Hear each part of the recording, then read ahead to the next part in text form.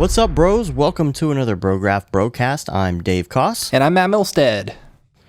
And we got some good stuff to talk about this week, actually. Do be gots? Yes, we do. We do be gots it. I haven't been home much, but I have been keeping a good list. Been out of town a lot, so I actually just got my Christmas decorations down today. Yeah, a little late. Including in the street. See, I would have done that, except I would have done it like the day after Christmas, except we had a tornado at my house the day after. Oh, so that probably didn't help things. No. Yeah.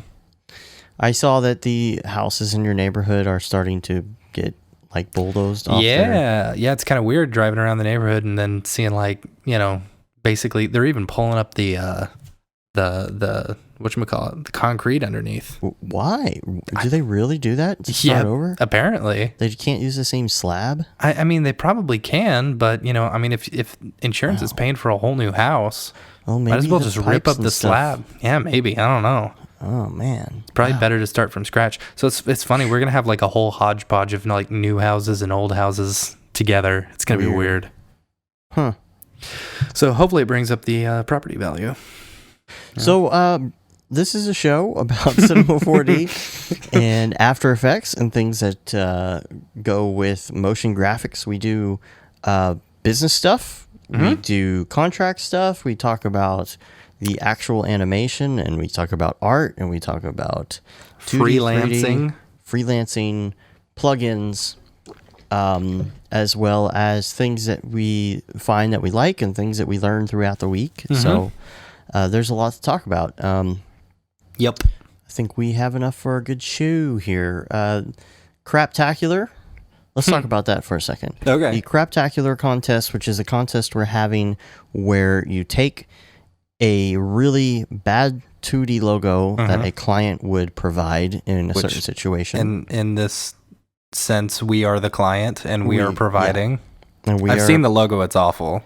It's really bad. And so what you do basically as a 3D artist is, especially if you're getting your start, this is a great contest for people who are just getting their start too, is you have to kind of come up with things and find ways to do things, and it's good practice to have bad logos to work on. You're not always going to have a good one, and sometimes you're going to be forced in a situation where you're going to have to do something. Yeah, because it's when I was when I was in college. And, I was doing video editing and stuff, and I was taking a video editing class, and my teacher made us edit audio as well, right. And he said, because you're going to have to do this one day, you're going to have to edit audio along with your video, and you need to know how to do it. So it's kind of the same thing here. I had to do that too, except I had to do digital and splice audio tape. Oh, that's awful. I would never do that. But it was fun because we had a 8-track reel-to-reel audio tape recorder. Oh, I guess I had to do that too, but we were using ADAT tape or something like that. I don't know. Well, see, limitations are what can actually help you sometimes. Think about Twitter. You get that 100 and however many character... 144. 144 character limit, and it's just like you have to make something fit within certain parameters. So the purpose of this contest is to kind of get you going on that, because you never know. Even as a somewhat experienced graphic designer, somebody who does logos, you and I have gotten logos before that are not that great. Yeah. And we're still getting paid. Yeah. We still have to do something with them. We can't say, no, your logo sucks, as much as we want to. As much as we want to. So you just have to go with it. So I think it's very good practice. I had one the other day that was like, it was a pretty logo. Like, here's the thing. You'll sometimes get a logo that's really pretty, but like there's so much involved with it. Like, it's so intricate that sometimes you're just like, well, I'll just take that intricate part and just extrude it. Well, sometimes that's all it needs too.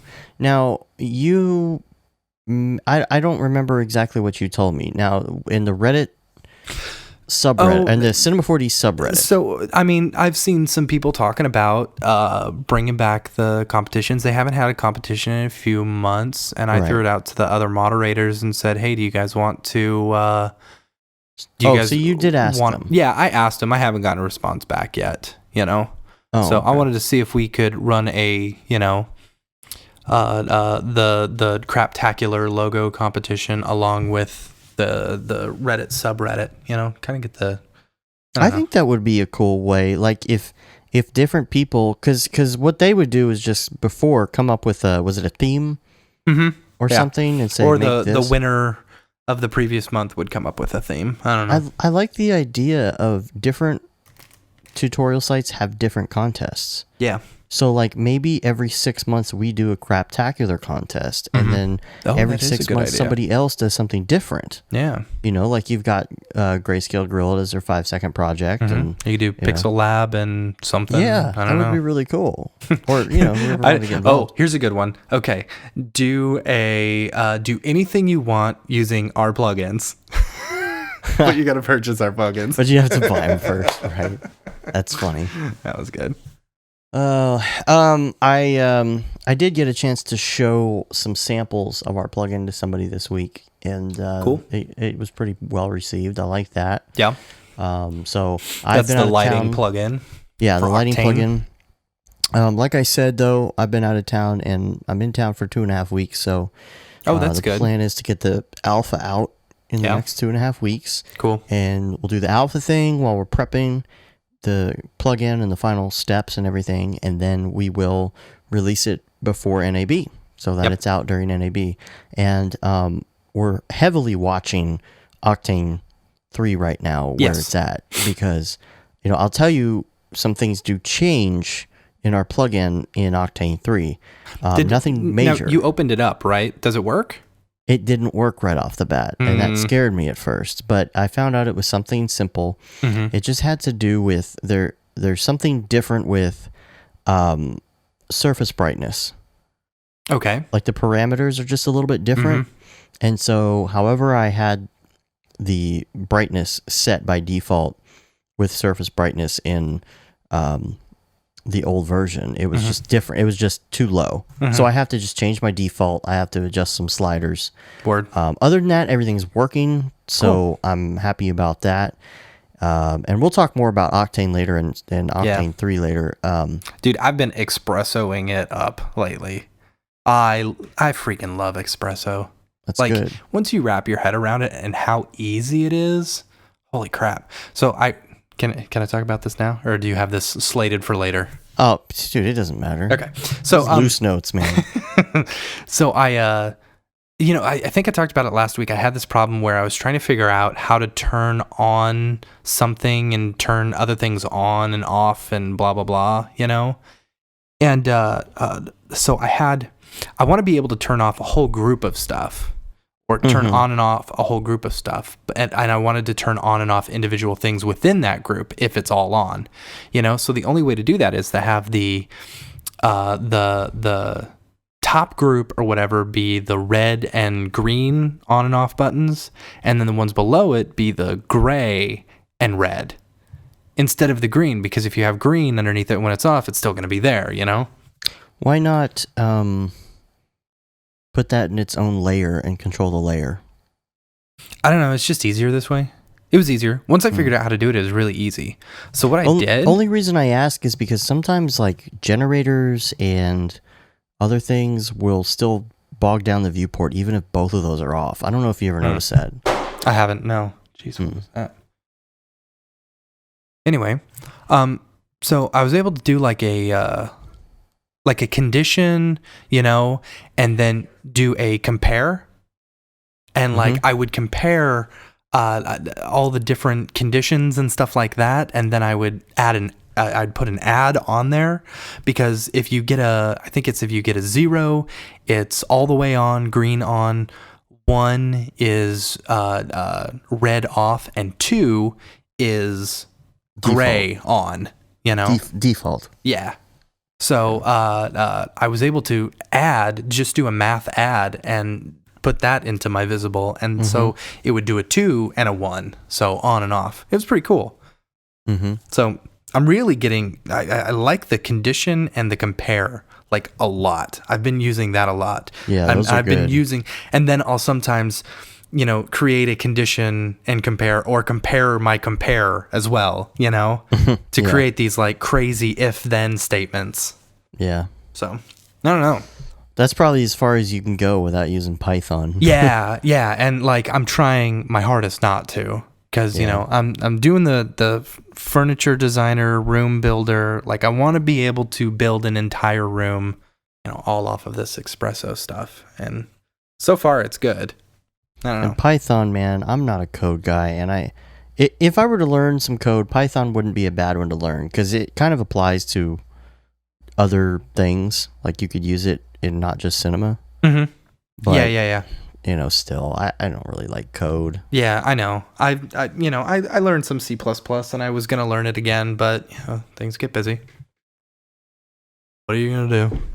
So you're doing a full furniture room thing? So so I built a window builder, because I wanted to be able to automate building windows and building like these arched windows, and and then I was like, because windows, I've noticed anytime I'm building rooms, a lot of the stuff that I'm building, like you could almost automate. So I'm like, why aren't I automating all of this stuff? I could drive it all in Espresso, and then just custom build it.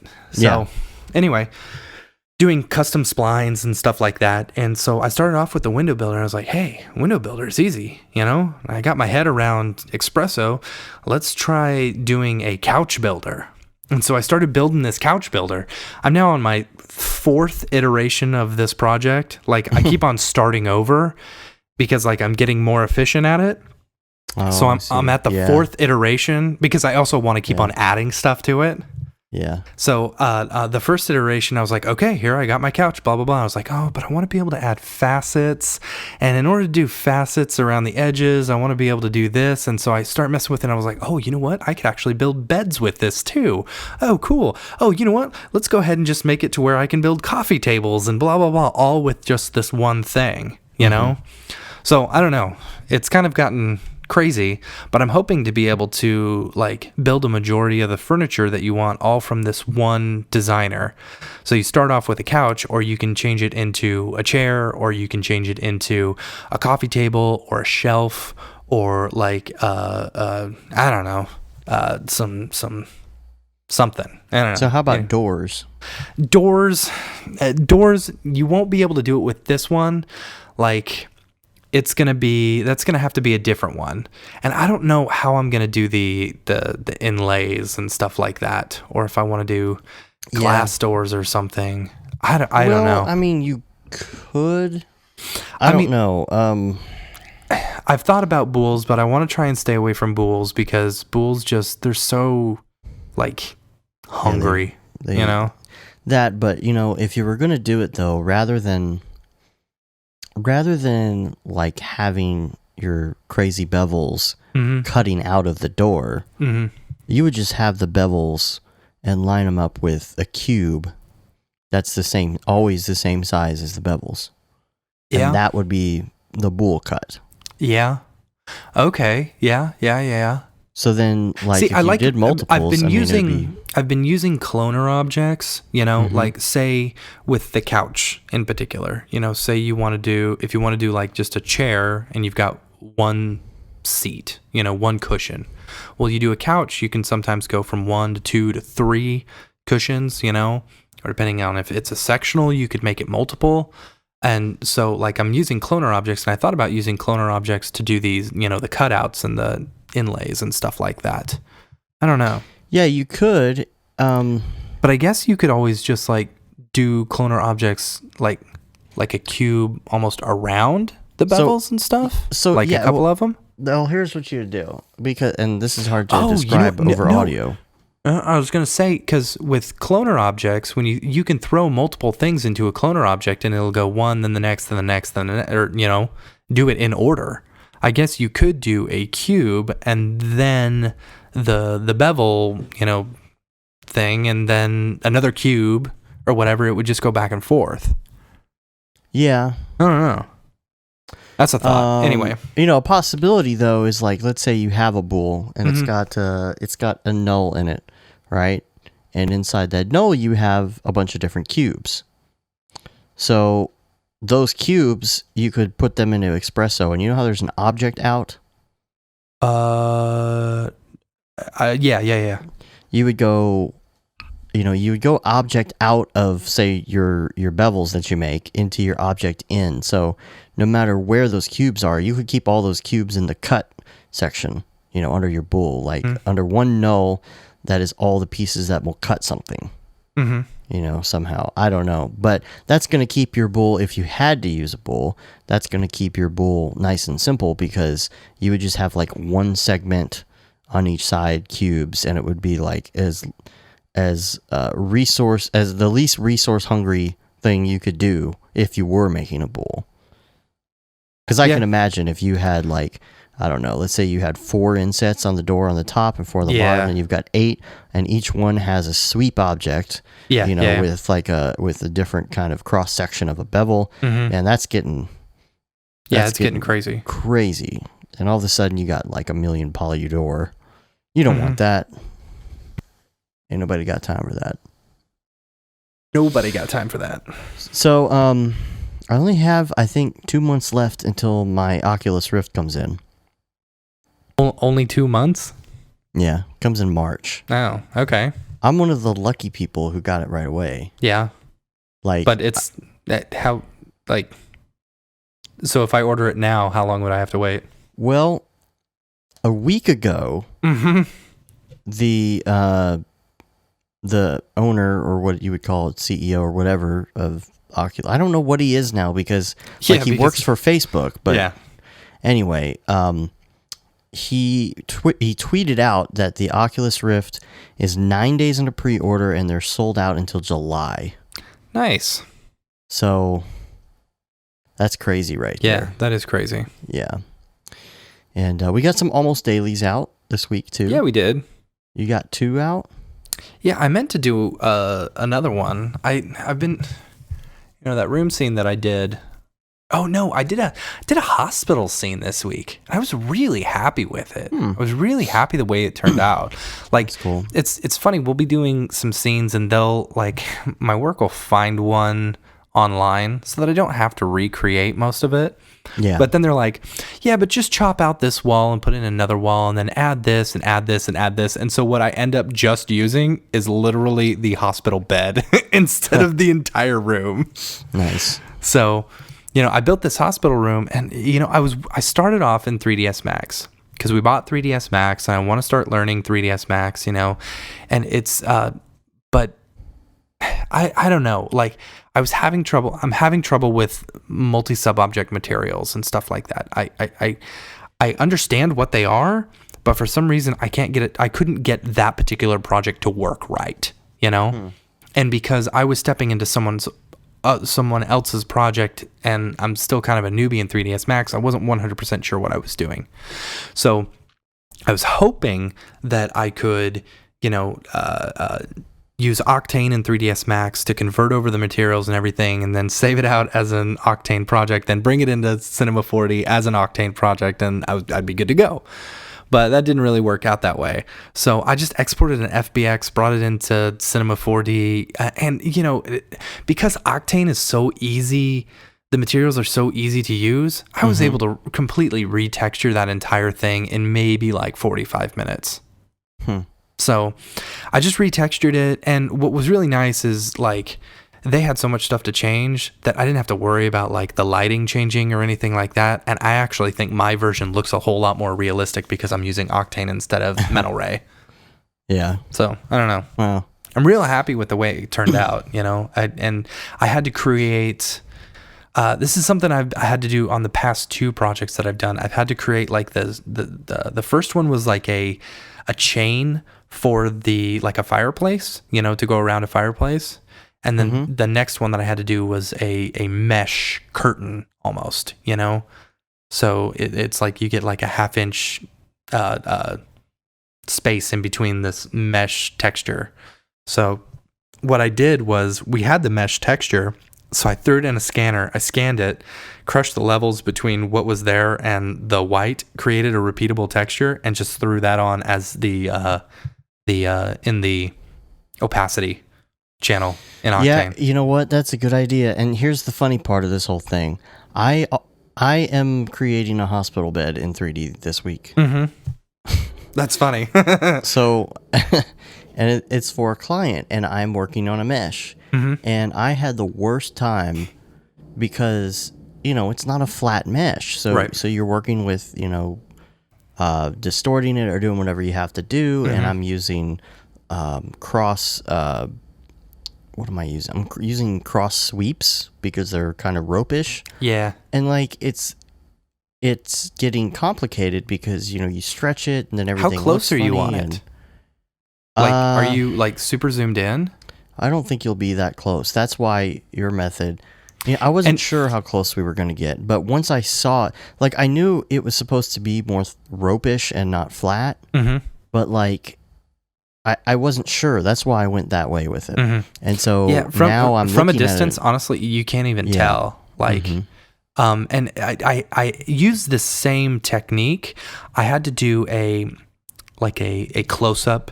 Where we had just like a shelf, a couple of candles, and a wall. And that was basically it. We're showcasing a wallpaper, and so the client wanted these candle holders that like had this cutout texture on it that almost looked like a silhouette of a tree, And so I was like, how am I going to do that? So I found a tree silhouette, and I used that as my alpha in the opacity channel and as the displacement channel. So I was able to add a little bit of thickness to it, Oh, I see. So it cuts it out and then extrudes it.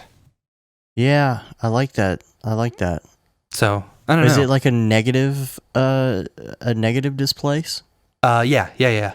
Okay. Yeah, I think I had to invert it or something like that. But it turned out looking really good. I was really impressed with I was impressed with myself. No, I was really surprised that I was able to figure that out that quickly. I think that's the thing. I'm really scared of using that channel. Which one? The opacity? Yeah. Oh no, it's great. Anytime you need to cut something out, do it. Well, I'm scared of using it because I'm afraid that it's going to cause some sort of there can be texture issues at some point, like if you see two textures through each other or reflection, like something might happen. Yeah. I've had trouble with it before, and so then I kind of get skittish about using it, but I've never had a problem with it. Well, maybe I should use it more. Yeah, and maybe it's different since the first version I did. Yeah, I don't know. I've gotten more into mixed textures lately too. Oh yeah, I use those a lot. I don't normally use them.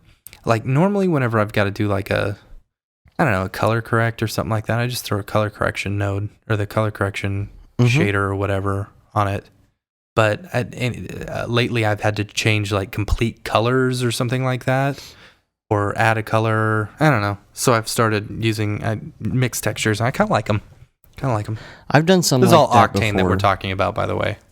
Yeah, it is. People Octane. don't know. Yeah. I've done some stuff like forcing, when you want to force a texture to do something. Here's two examples. Let's say that you have some glass, and you want it to be more reflective than one. Well, you can't go any further, right? Right. So you do glass, and then you do a mirror texture, and then you do a mix of the two. Oh, that's cool. So that you could get more reflection on it than is really supposed to be there. And then the other thing too is, when you put a bump on something, usually you will have problems with not having a real high reflection anymore. It's just a natural occurrence. Or with displacement or something like that, you put some sort of a bump, and even if you take the gamma all the way down to 0.01 or whatever, 0.1 or 0.01, whatever it is on your bump, you still have a bit of blur. Yeah.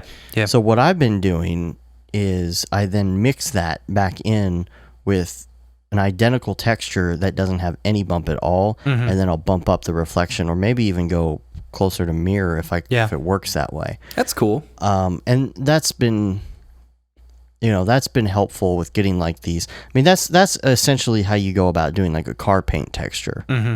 is you're starting to mix those layers on top of each other, because that's what car paint is. Yeah. It's got a whole bunch of gloss layers and all that, and maybe a fleck layer and that's what the reflectance channel does if you don't have Octane. Yeah. But this is a way of going about doing that, and it's a faster way, because I imagine you put all those layers in just a standard physical render. It's going to be just an outrageous render time, but it really doesn't affect anything in Octane. You just add them up, stack them on top of each other. That's one thing that I love about Octane. Even the displacement, it's like I've never noticed any change in time, really, And so I use displacement a lot because I can, you know? Yeah, that's the thing. And it's like anytime I've got to do something in a standard render or V-Ray where I'm like normally using displacement, I'm like, oh, come on, Well, I was having a talk with some people this week about Octane, and they were like, well, what makes this a better renderer? Like, what makes it? I'm like, they're like, besides being fast. I'm like, well, the real-time feedback, of course. That was one thing that I hated about having to use 3ds Max too. Is waiting. Oh Scan my gosh! line I'd like set something to render and then have to wait like 10 minutes to see if it did anything. Well, And when you're talking about like what? You had to surf Reddit. I know, I had to. It's funny. But the thing that I said on that whole deal was, the other thing is that a lot of times you won't go the extra mile if you're using standard render, because it's a limitation. Oh yeah, for sure. Like I'm not putting displacement on almost that, never put a blurry reflection on something, But I always put a blurry reflection on things in Octane. There's always a limit on your creativity because you just can't afford to do that. Yeah, if you absolutely. have zero limits essentially on your creativity, then all of a sudden your stuff just starts looking better. Yeah, totally. Like the conversation we had last week about like what makes those renders look good. It's I'd say that's 50% of it right there is not having that limitation anymore. Totally. That's interesting. I never thought about it that way. But yeah, like it's all about the little details, and if you can't add those little details quickly, yeah, that's crazy. Anyway. So something that I hate though about my biggest problem with Octane is portal materials. They just don't work. I know. They don't work at all. Well, we've talked about that on here. And like, here's what I want. True. I want to be able to use a portal material. I also want to make them the same thing glass, and I want to get a reflection on it. But I can't add a portal material, put a light where my window is, behind it, and then if I put glass on it, then it just reflects all white, Right. I don't know. It just sucks. Well, it's not that it doesn't work. It's that it doesn't work the way you would imagine it would. Correct. It's not like it's broken. It's just not. It doesn't work the way V-Ray does. Right. It just works differently. Yeah. It's not as good. But I'm gonna do a tutorial series, lighting a room in V-Ray and lighting a room in Octane, and because I've got so much experience with both of them that I think I could show it off pretty well, because there's a big difference between lighting the two, and people looking for it too. Yeah, definitely. You type in lighting a room in Octane, and all you get is your intro to Octane. But I see a lot of people that have been posting on C4D subreddit saying like, I want more advanced, especially V-Ray. I want more advanced V-Ray stuff. They're like, I don't need to know how to put a cube in a sun. Like, I need to know like some really down and dirty settings. Yeah, totally. What they do. So yeah, I mean, I want to show it off. I want to do that because when I moved over from V-Ray to Octane for my interior room scenes, my whole lighting setup changed. And it's really hard once you wrap your head around it and you figure out like the big thing to do, then it's like, oh, that makes so much more sense, and it's so much easier, and you can make things so much better looking, I don't know. And this all goes, there's another thing I want to talk about. So this week I was having a lot of trouble with direct lighting versus path tracing, and I've come to the conclusion that if I'm not doing a super simple scene, I'm going to have to start using path tracing for my interior scenes because they're so beautiful.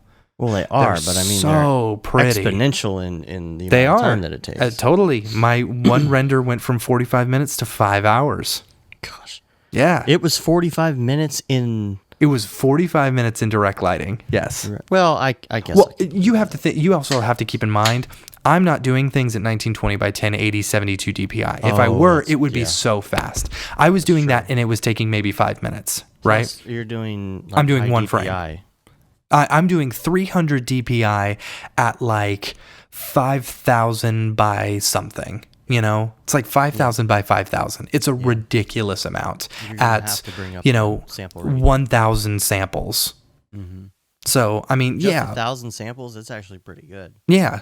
So 45 minutes, 45 minutes per frame. That's not too bad. Well, I had to do that with my almost daily. I had to have it pretty high up there. Yeah. You got kind of quiet all of a sudden. Did I? Yeah. Uh-oh. Did I turn you down? Is that better? Yeah, much better. All right. My almost daily that I did was like, I forget, like 2048 samples, 3,000 by 3,000 at 300 DPI. Mm-hmm. So that was pretty high. That took about, 24 minutes to render. Yeah. But I was going to talk about that though. We're still doing the almost dailies. Mm-hmm. Which is funny because we almost got a daily one out every week or every day. I meant to do the hospital one, but then I forgot because I thought we had stuff done, and then our guy comes back and says, "Yeah, let's add a little bit more depth." Okay. The client approved it. Why do you want to go back and change it? Oh, that's the eternal question, right? Mm-hmm. Anyway. So I want to talk about some of the feedback we got on Almost Daily. Mm-hmm. Now, number one, you got to keep in mind we're posting these in multiple places. We put them on Facebook, we put them on Instagram, we put them on Twitter.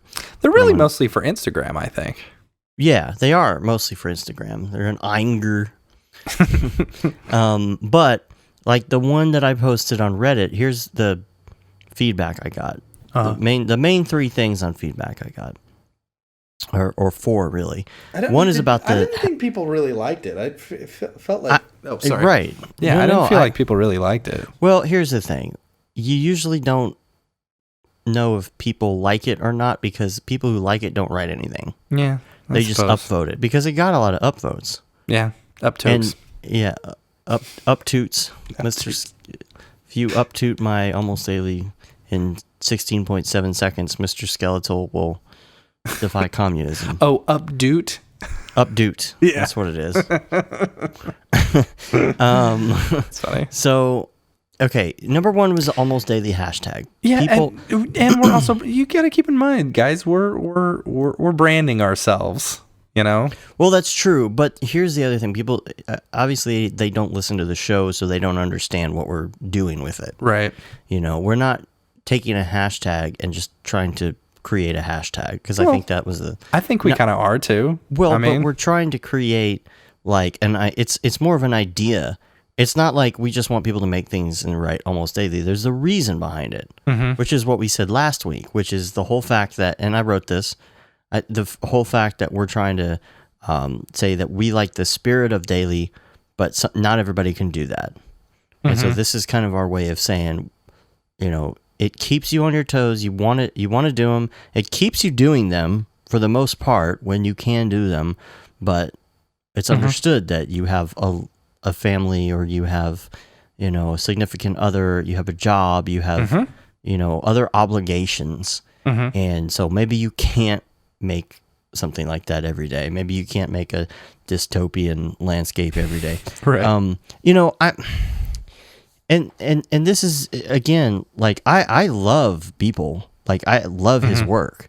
But it seems to me like the last 20 things that I've seen from him are just like a silhouette of some dude standing somewhere doing something, right? And that's fine. But now, like I said last week, now everybody's trying to emulate that. And I saw it's like one of those things where you drive, you get a new car, and you drive down the street, and then all you see is the same car that you just bought. And it's just because you're noticing it. Yeah. I think maybe that's part of it. But now I'm noticing that like everybody else is like, oh, I'm doing a daily render too. And it's literally like, it's 100% obvious that they're trying to emulate people. Like totally. Silhouette of some guy, lens flares, weird colors, crazy like grunge Instagram filtered silhouette of a person in front of a dystopian landscape. And I'm just like yeah, but didn't you do that? Wasn't your CD one like that? It's not really dystopian. It was a CD in the sand. Okay.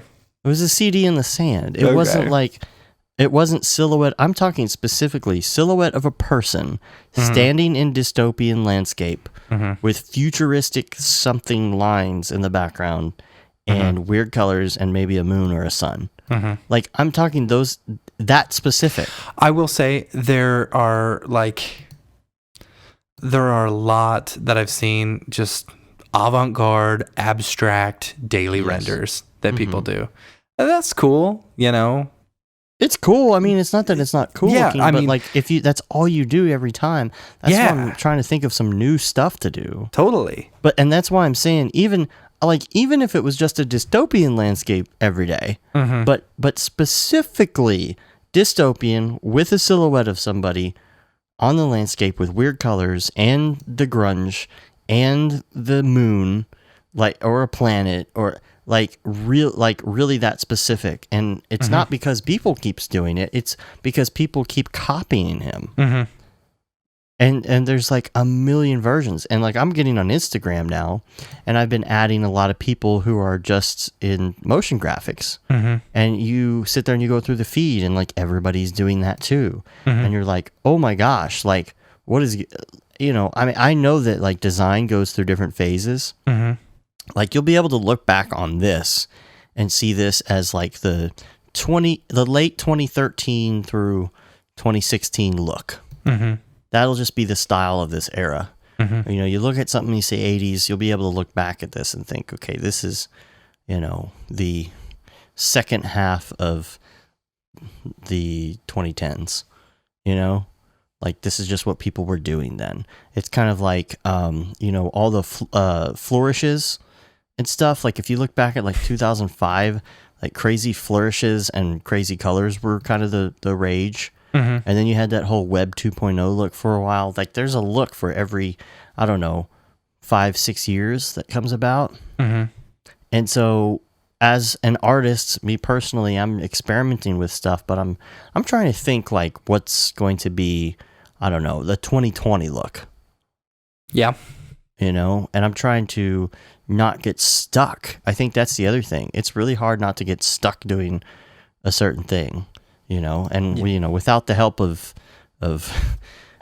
some Molly or something, it's hard to think outside the box. Yeah.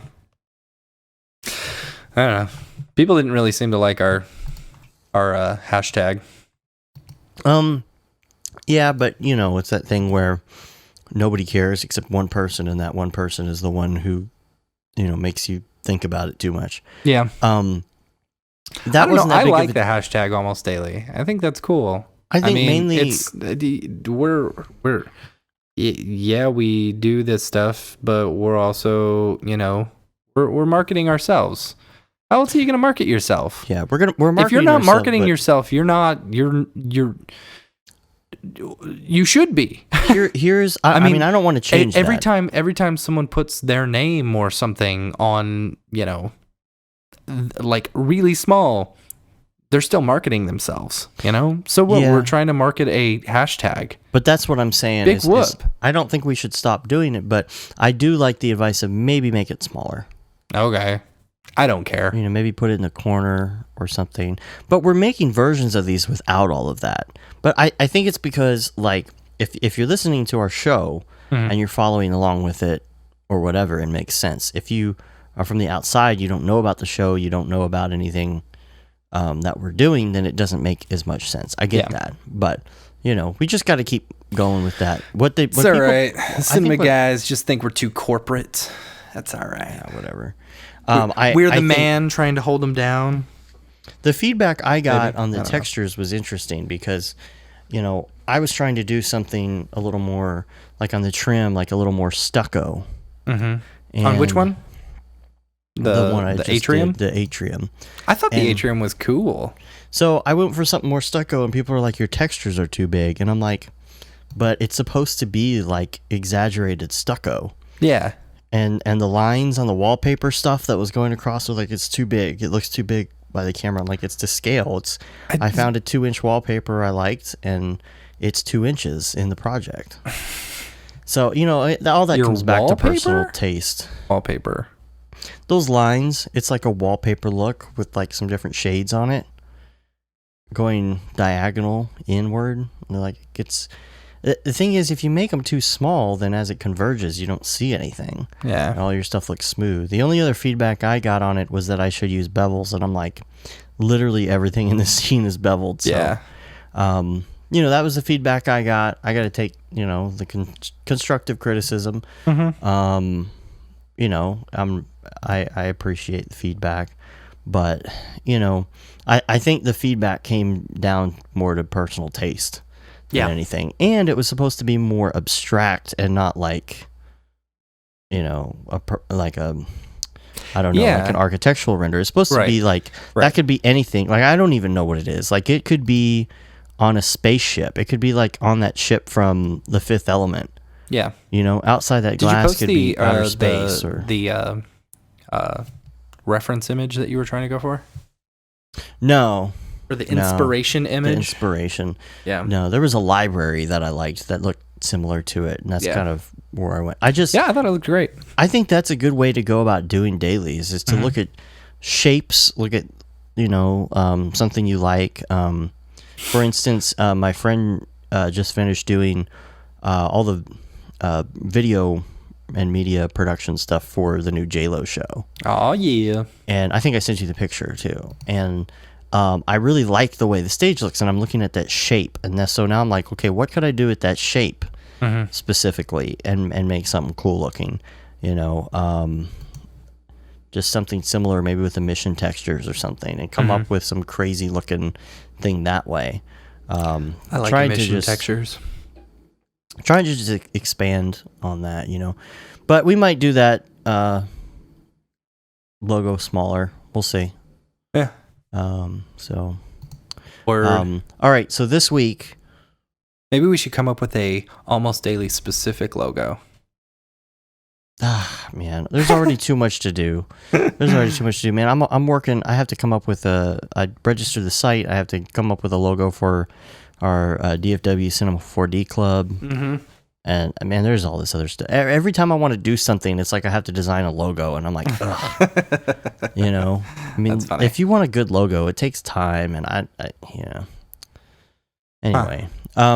Anyway, I wanted to talk about this week because you and I were bidding on a big bulk project, and we lost the bid. Mm-hmm. And I wanted to talk about losing a bid, and I also wanted to talk about bidding in bulk in general. Mm-hmm. It was a very, very involved project as far as how long it was going to take to accomplish, and it would have been at least a good 2 or 3 months, in and out of other projects, not straight through. Right. So we came up with a number, and even on that, we significantly put in a discount because, of course, there are some things that come into play when you do something really big. Sometimes you do save time here or there or whatever. You also have to take into account that the bigger the project, the more money you're going to make off of it, and maybe you could tend to give a little discount here and there. Yeah. But you and I gave a pretty significant discount. It was like 30%. Yeah, it was pretty big. And we still lost the bid. And we didn't lose because they didn't like what we had to offer, we lost because we got seriously outbid. Now, we talk all the time, of course, on the show about if you're not charging what you're worth, then it's not worth doing the project. And even though I know that, and even though you know that, and even though I have people, including my wife and like friends that I've talked to, say the same thing. Well, if they didn't go for it, then it's not worth it. You know, it's still hard for me to deal with. Because when you kind of get your hopes up, and over the years I've learned not to get my hopes up, because we've just been through we've heard too many promises, we've heard too many things go on that it's like, okay, if we do this project, then we'll probably get all this stuff too, and we'll bring that business to you. Okay. Yeah. I never rely on that. No. But also, this big thing is coming up, or you're going to bid on something, and it's going to be like this huge chunk of cash. And you'll be able to open your own space and do whatever. But it always... It seems to me that, I mean, we've had some good ones go through, but it seems to me like a lot of times those things seem really great and they don't happen. Now, in this case, I felt personally that we were on track to getting the bid because everything we had talked about and the demeanor on the phone and the samples were spot on that we sent because it was exactly what they wanted. And in the end, we lost because of the price. And I mean, we're talking, I'm trying to think what the percentage would be. Maybe. Okay, they basically took 75% off of what our full price was. We knocked it back 30%. The other people were like 45% more lower than us. Like half of what we were costing. Maybe no, even not more. Even half. No. It was, hold on. I'm going to get up my calculator. Because it was probably like 70% less than us. It was a sixth of what we were charging. Yeah, it's ridiculous. Sixth. I mean, think about that, right? So the whole deal is, in that case, I mean, you gotta lose graciously or whatever. I said, okay, because in some cases, if you really wanted to work, you could come back and say, okay, well, I guess I'll do it for that much. Yeah. Or if it was like, if you're hard up. Or if you're hard up, or if it's like $5,000 under what you put on a big bid or something, okay, I'll take that extra $5,000 off if you go with us. Because sometimes at that point, then you're back on an even playing field, and the only thing distinguishing you from the competition is your demo work. It like what you have to offer. So if you're back on that level playing field, again, at that point, the client's going to say, okay, well, they said that, and we really liked their work better, so let's go with them. Yeah.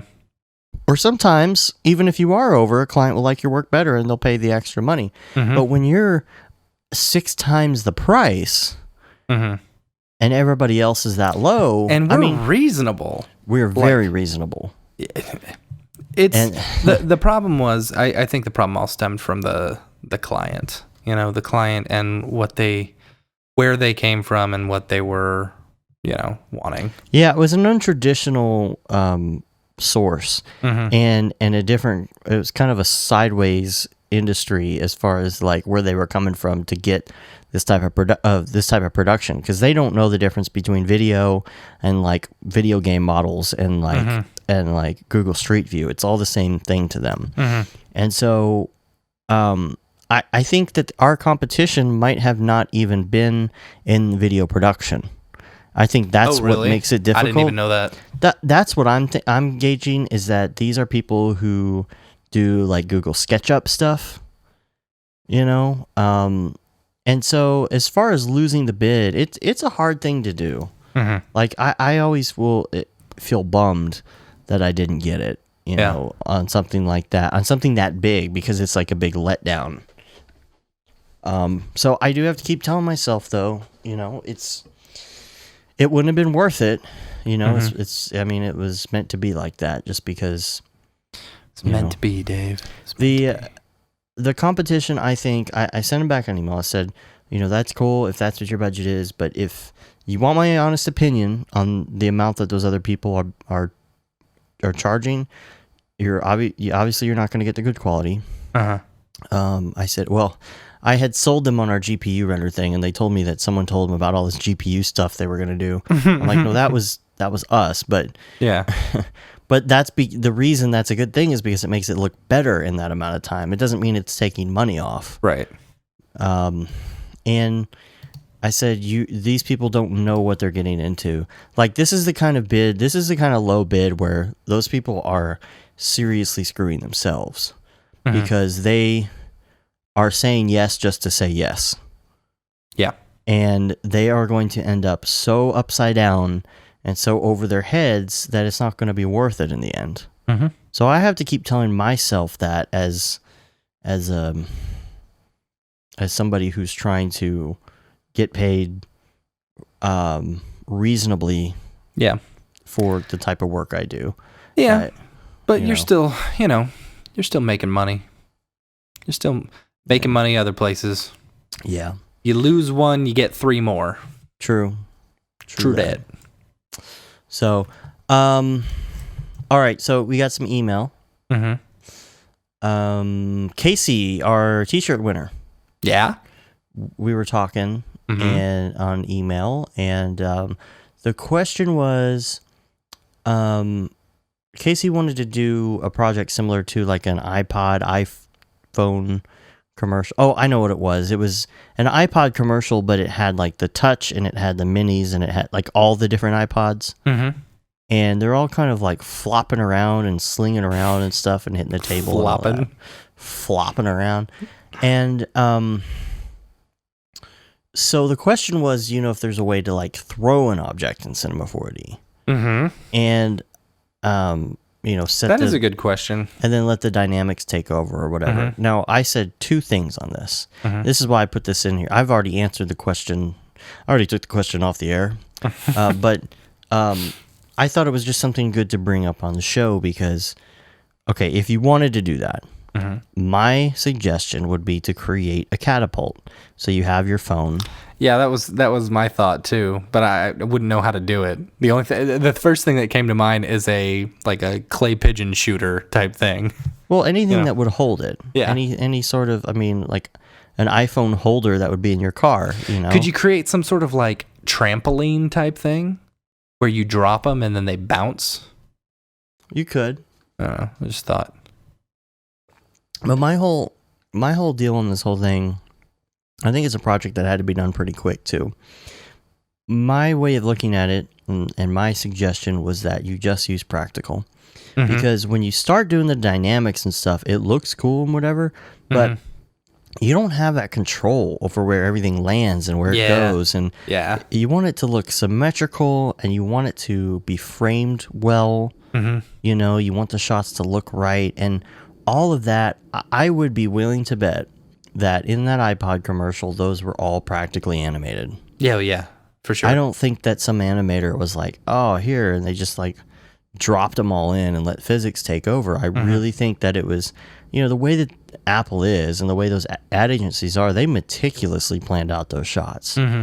Somebody drew an artboard for the touch in the foreground, angled 45 degrees on the right side of the screen, and the little ones bouncing up in the back. And that was all meticulous. And there's no way that you're going to be able to recreate that using just random physics. Yeah. And you've told me lots of times, sometimes it's just easier to just keyframe it versus having to spend the time to do all the dynamics and figure that out and blah, blah, blah. Sometimes it's just easier just to keyframe. Yeah. For time, it's just why, it's the brute force method. Yep. Just brute force it. Why does it matter?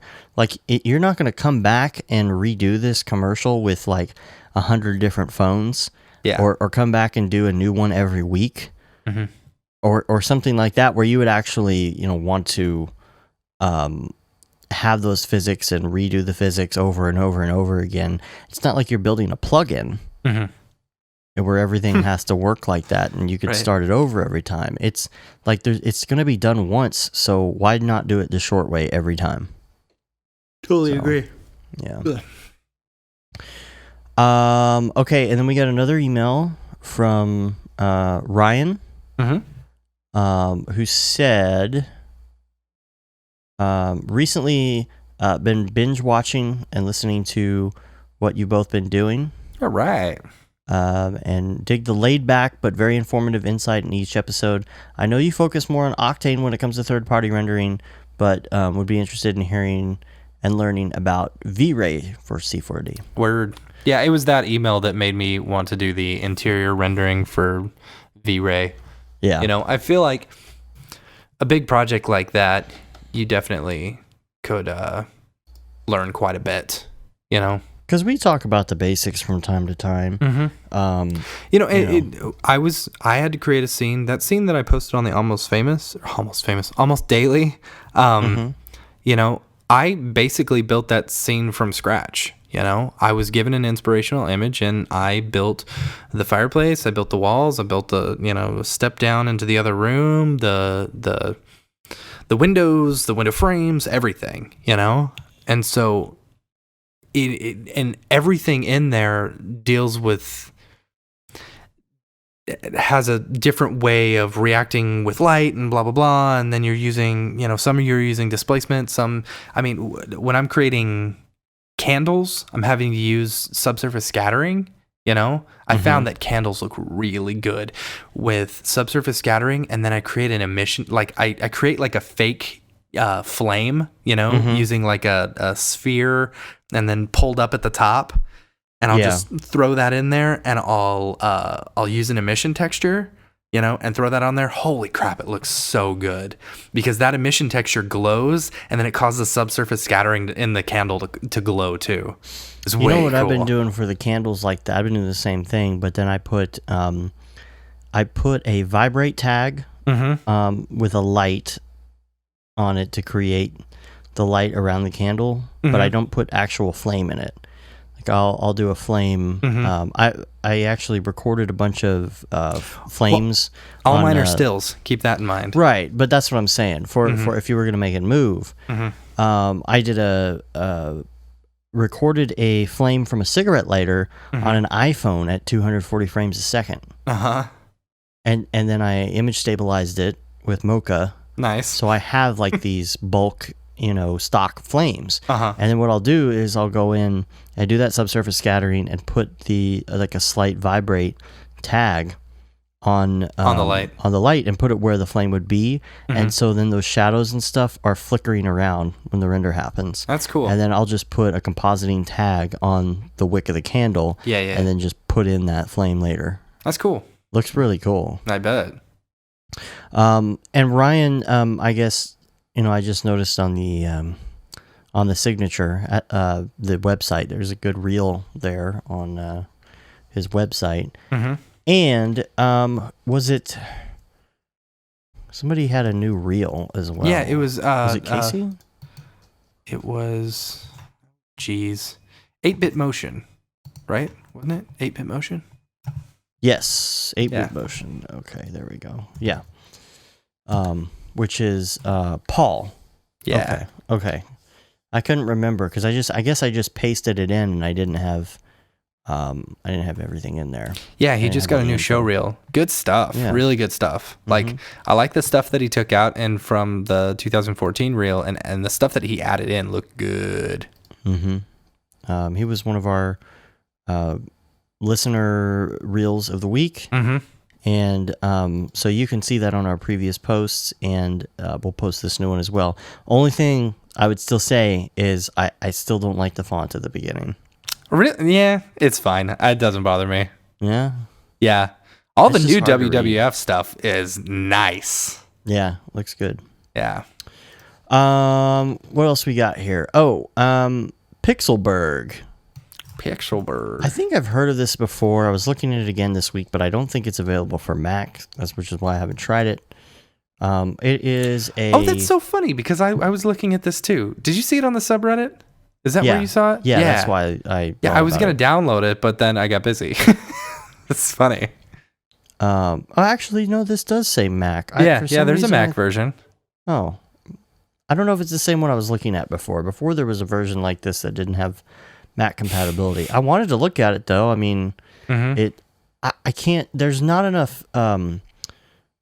There's not enough samples. Like their website just has one sample of what it looks like, but apparently it's like in the like it looks like it's rendered in the viewport. I don't know. Yeah, that's what it seemed like. I don't know. That's kind of cool. But it's it says it's a real-time viewport renderer for Cinema 4D aimed at real-time artists. Yeah. Pay what you want, minimum $1. Yeah, interesting. Graphics card supporting at least OpenGL 3.2 or 15, 16, and 17. I'm gonna have to try this out. Yeah, totally. Yeah. So there'll be a link to that in the show notes also. And then we got Best of Showreels. This is on Motionographer. Now, a lot of this is not necessarily 3D, but there's some 2D stuff. There's some After Effects work. Pretty. It is the 11 best showreels from 2015. Okay. So there's some good I ones like in here. monochromatic stuff. Yeah. That's really nice. Dang. Yeah, there's some great looking stuff. Yeah, there is. So, I don't know. I love watching stuff like this because it really gets when me you get thinking about like good designers, and a lot of this looks like really good designers as well as motion graphics guys. You know, that's what I've always said. You learn your design principles. If you learn your design principles first, like your animations and your imagery and stuff, you'll have such a leg up on everyone else. And that was always my thing too, is that I learned backwards. Yeah. I learned how to edit, and I learned how to how a 3D program worked, but then I didn't know anything about design. And for me, I've had to just completely work that backwards. And a lot of that is because even in school, like I wasn't fortunate enough to be just out there at the right time where it really made sense. Because the people that were learning these design principles were like regular graphic designers, like that did totally magazines and stuff. Motion graphics was not a thing when I was in college, and so the only thing that people were learning was like how to do 3D Max, which is like it wasn't really about the design at all. It was just about the animation part of it. This is how you become an animator and animate things for other people. Yeah. And so, I think a lot of that is still kind of like that. I will say, I was doing I was in the Emerging Media and Communications program at UNT or UTD for one semester, but then I got a really good job and I was like, maybe I should just stop. I won't make as much money, and so they made us take a design principles class, which I thought was awesome. Yeah. Like the fact that they're making just like regular communications kids take these design principles. That's really good. Yeah. So these are great. These will get you thinking, especially about design principles. Of course. See, here's the thing. Here's what we were talking about earlier. Like this is now. I think we talked about this before, but Motionographer has a certain style. Yeah, they do. Right? They like everything that they show like isn't what everybody else shows and what everybody else likes. Like they have this really artsy fartsy way of looking at things. And I don't understand. I don't know exactly how to describe it. But still, even so, like these are 11 really good reels.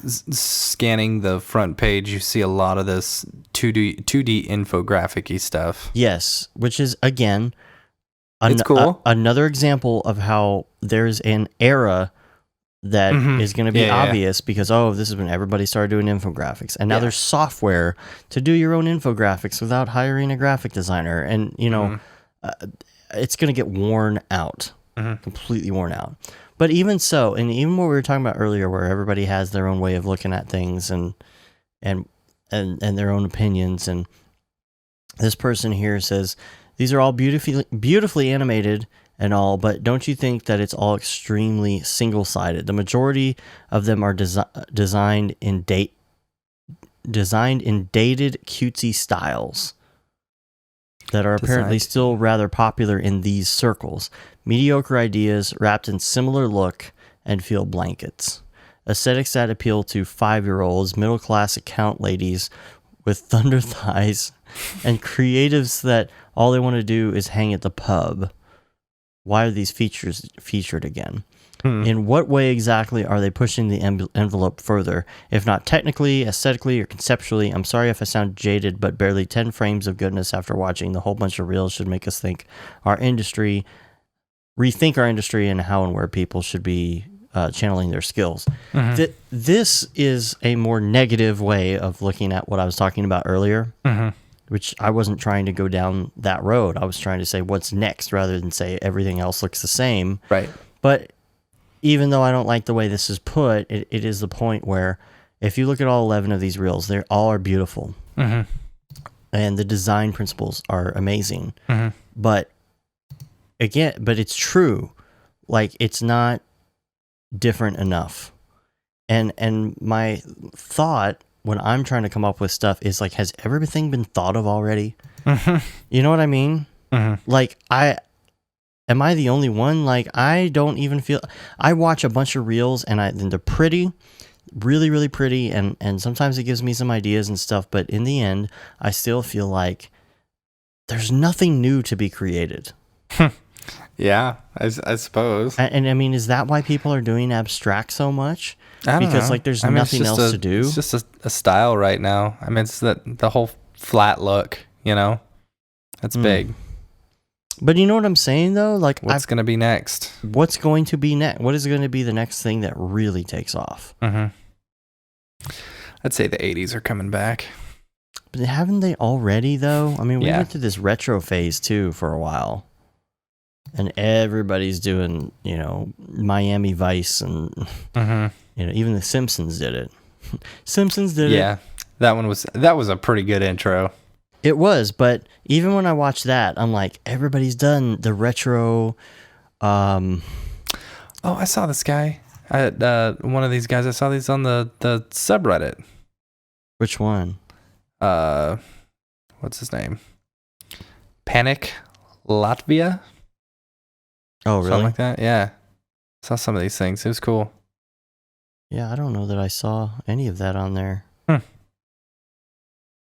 So this was done in cinema? Is that what you're saying? One of these was, I like think. Tomatoes I don't know. and all that. I don't know. It was the isometric like plane or car that jumps and turns into the plane or whatever. I want to say I saw something like that. I did see that.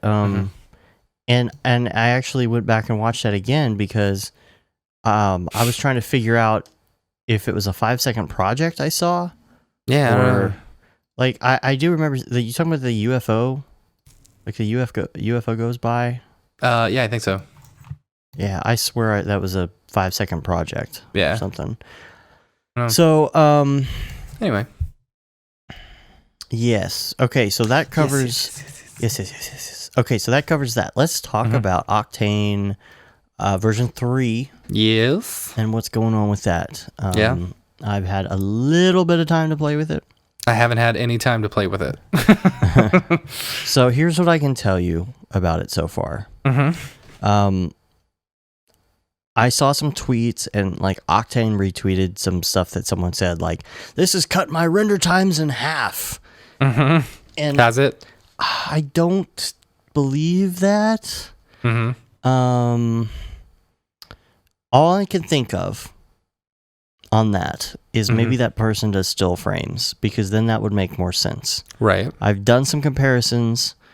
It's not cutting render times in half. I don't know where that's coming from. Not near. Well, maybe any difference. are they new at Octane? Well, It's possible. Now here's the thing. Did they finally download it now that it's got is it supporting OpenGL or whatever? Yeah, OpenCL. CL, whatever. But no, I haven't tried that personally, but here's what I think. I installed it on my laptop to see if it would work, and it would not run for me. Yeah, but there might be other reasons for that. Your laptop just really sucks. But here's my theory on that, is that whoever was saying that actually had like a super complicated scene, like 2, 3, 4, 5, 6 million, 10 million polygon scene. And the thing about Octane 3 is that the initial calculation times are way faster. Okay. So, that being said, like if your initial calculation takes 2 minutes, now it takes 1 minute, but then your render after that point is still going to take the same amount of time. Yeah. So I'm wondering if that guy some of my calculations take a really long time for interior scenes. And so like if you were doing an interior scene and your calculation took like 4 minutes and all of a sudden it was taking 2, and then you're only rendering that 1 frame after that, then all of a sudden like that's what's going to happen with you're going to say, oh, look, my render time is cut in half. Well, that's because most of that time, even for the render, was just the calculation itself before it rendered. Now, is this the Alpha 3.1? Is this the same one that we downloaded last week? No, what we got last week was 3. Okay. 3.1 is now out. I don't know if there's much of a difference. Maybe a little more stable. I'm going to install it on my laptop and see. It crashed a couple times on me. Which is understandable. The fog. Now, here's... Yes. The fog looks great and clouds. But here is the issue I'm running into, and again... This is the new thing. This is going to be the new thing. Fog and clouds and stuff. Everyone's going to be doing fog and clouds and fire and whatever, because it's going to be so much easier now. Mark my word. Yeah, that'll happen. I experimented with some cool stuff because there's in your clouds now. You have emission and you have your scatter. So I did like a cloud with a light going through it, and I used the new plugin. Your plugin. And so I had like a spotlight going through some clouds with some fall off, which is cool. And you change the emission, and it will reflect one color like onto the stuff around it in the shadows of the fog. And then you change the scatter, and the light that scatters around it can be another color, which that's kind of cool. That is neat. But here's what I'm running into right now is the bigger your area of your cloud, the harder it is for the viewport to calculate it, basically. Oh, really? But you can get around that by bringing up your not pixel. What's the word I'm looking for? Your no idea. Dang it! Now I'm gonna have to load it because it's your voxel. Okay. Your voxels. Okay, so you've got your voxels, which are like little. Gosh, Okay, here's one of the glitches. I'll tell you this right now.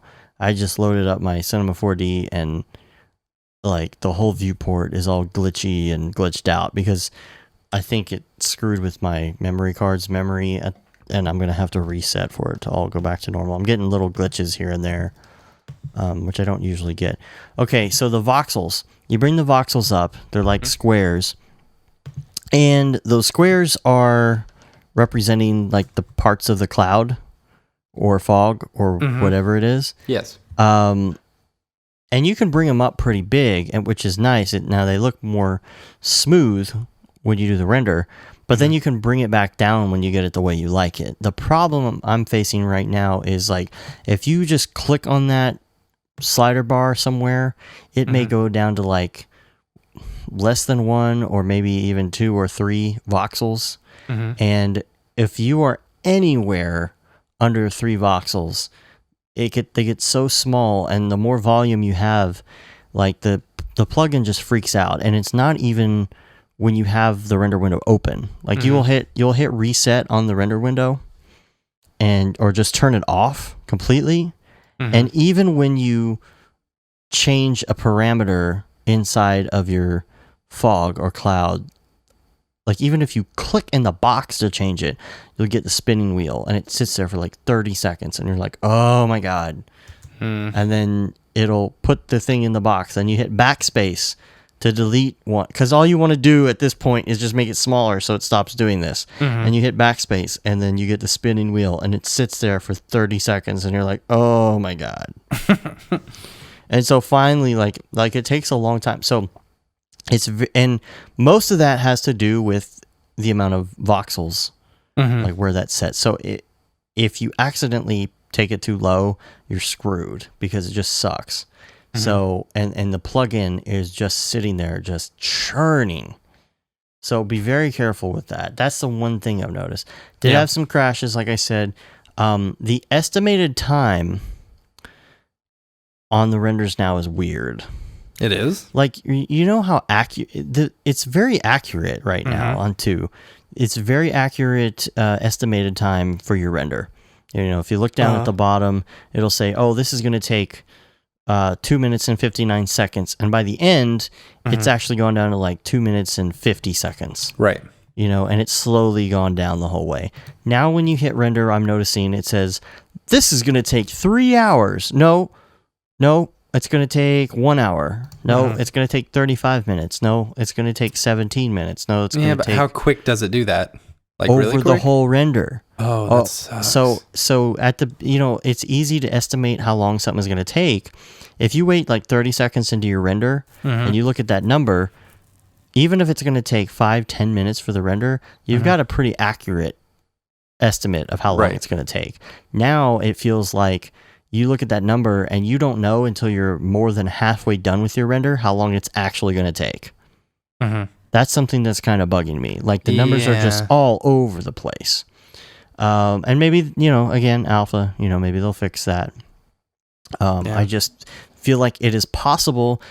You know, the reason that this works with OpenCL and whatnot is because they redesigned this engine from the ground up, the way that it renders. And they had to, so it could work with more than just CUDA cores. Right. So I'm wondering if that is a product of the redesign. I sure hope not, because like the ability to be able to see exactly how much time it was going to take was something awesome, something that I loved. Yeah. I mean, you still know, and it just takes longer to get to that point. You know, I mean, even when I was rendering something before, it said it was going to take three hours and 1 hour, then it was down to 4 minutes finally after like a minute. And then it went down to 2 minutes and 3 minutes and then 1 minute and 30 when it was done. And I was like, okay. So we'll see where that goes. Like I said before, they changed the way they do surface brightness a little bit. Oh, really? Messed with the plugin. Yeah, that's right. Turbulence FD. I don't know enough about Turbulence FD myself. I haven't dug into it that much. And so that image that you sent me looked pretty cool. Yeah, now that was based off the sample that they have on the forum right now. I modified it a little bit. Here's what I'm seeing right now.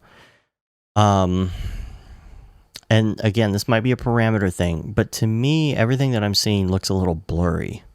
Really? Like when I render something, I feel like it's not focused, but then the camera doesn't even have depth of field turned on. So I don't know. You said that's in the render? It's in the render. The render itself looks blurry. Weird. When you're looking at it, like especially if you get up close to it. Now it may be like a resolution thing, and it may be, you know, because Turbulence FD has voxels in itself, and I don't know how that translates, because when you have Turbulence FD, you basically just put an Octane object tag on it, and then under the object tag you have like a particle tab now. I believe it's called particle tab, and that's where you have the control, just like you do with the fog, over scatter and all that other stuff, but it has an option for voxels. I turned it down, not too much because I didn't want it to freak out, but I turned it down and I didn't see a difference. But I think some of it has to do with the resolution of the turbulence particles themselves. So, I mean, this is like stuff that I spent maybe 15 minutes on. Right. So I'll keep working with it and see. I like Turbulence FD and the fact that you can, use your GPU or change it and select, or you can use your CPU or change it to select GPU. And dude, on GPU, it calculates particles so fast. Really? Yeah, we never really talk about Turbulence FD much, and No. I barely into it, but I would love to get more into it. Yeah, totally. I agree. I'm testing this out on my laptop. It's not running at all. Like it won't even show up in my plugins. But see, what is your We'll have to look at that. If it's not showing up in your plugins to me. Now, are you running 15? No, I'm running 17. And you put the 17 plugin in there. Mm-hmm. Have you updated 17 to the latest Yeah, version? I just did that. Okay, that's weird. Yeah. Because even if you had the wrong video card, you should be seeing the plugin. Yeah, I don't know. I don't think I saw it in my 16 either when I did that last week. We'll have to look at that and see. Man, that's all I have. Do you have anything else to talk about? I don't think so. So next week, we're getting the mic over to P Diddy, and Not that P Diddy. he's gonna be talking to us about Arnold and talking to us about Houdini. It's exciting. So that should be fun. I'm excited to talk some Arnold with him. Yeah.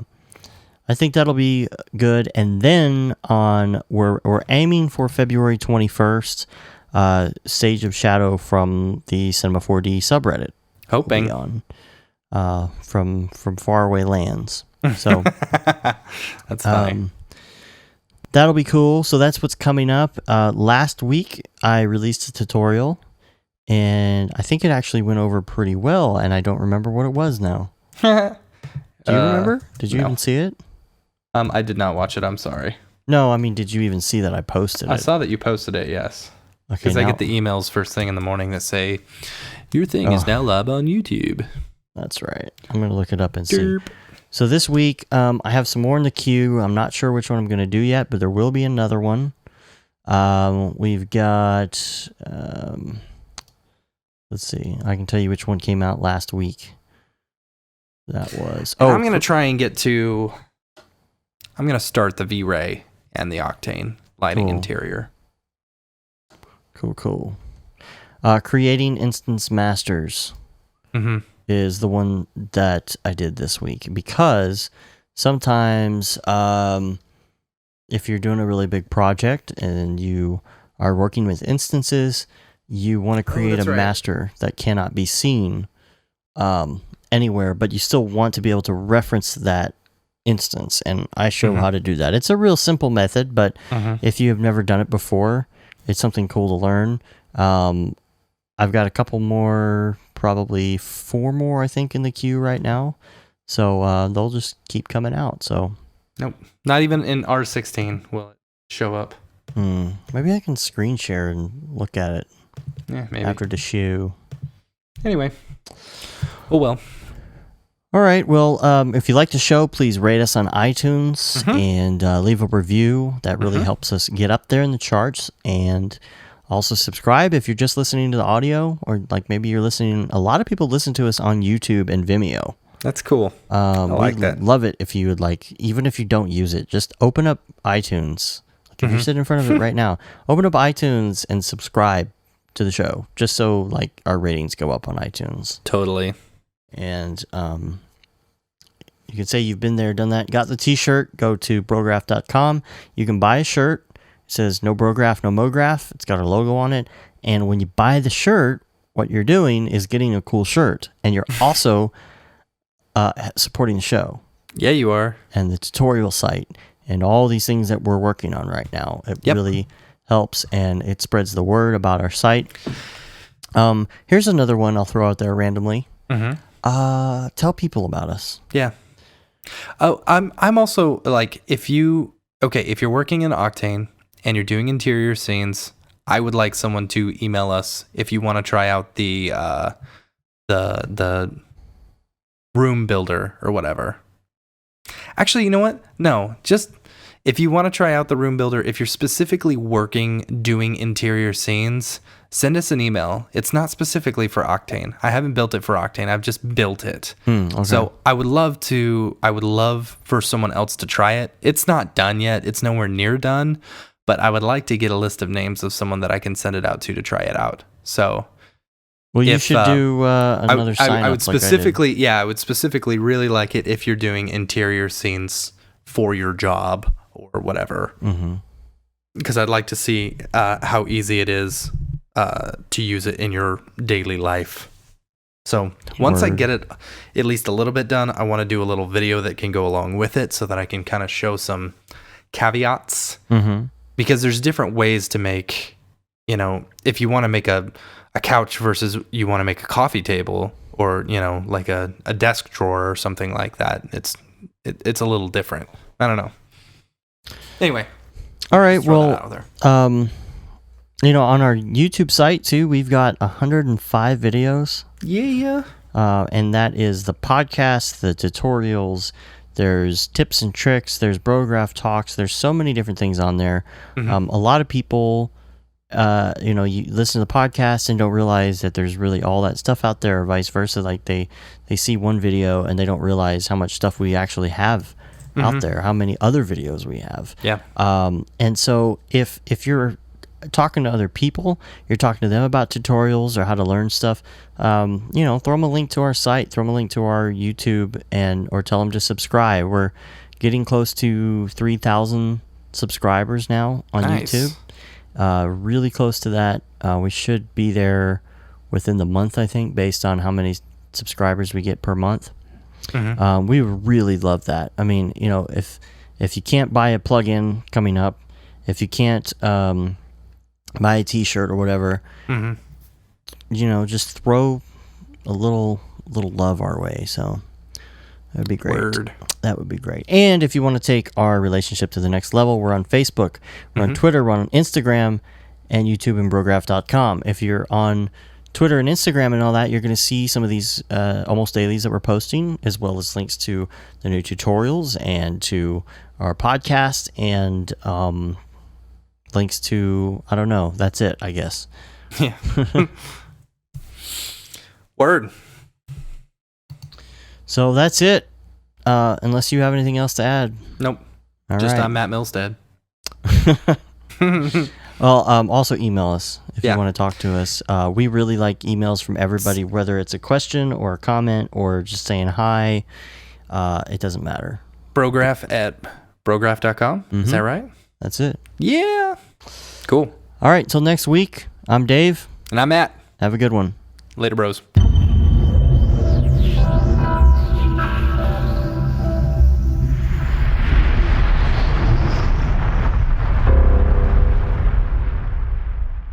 It's pretty good, I guess. Brograph.com, an online resource for learning critical components of Cinema 4D and After Effects, specifically catered to help you prevail as a motion graphic designer. What's up, bros? Welcome to another Brograph motion graphics tutorial. We give you professional time-saving tips, shortcuts, and lessons that help give you an edge over your fellow designers. Not only this, but our new Brograph talks help you in your file management, hardware configuration, and client relations. I love projects that scare me. When our art director comes to us and asks for something that I had never done before, man, it gets me pumped. Join us for live sessions, check out our crazy Cinema 4D experiments, or just watch our Fun with Brograph series, where we show you practical applications for techniques learned in previous tutorials. Do this from the beginning, and your client is going to respect that, and they're going to respect you, and they're going to respect your time. Subscribe today and get automatic updates on the latest tutorials, tricks, tips, and inspiration brought to you by industry professionals Dave Koss and Matt Milstead, all with a slight dash of dry humor peppered in. Real nice banana. Brograph.com, your source for tutorials that will help you thrive in the motion graphics industry. Don't just play around with Cinema 4D and After Effects, master it, and make money by becoming indispensable at your workplace. We don't care how you get here, folks. Just get here. Subscribe now to Brograph Tutorials.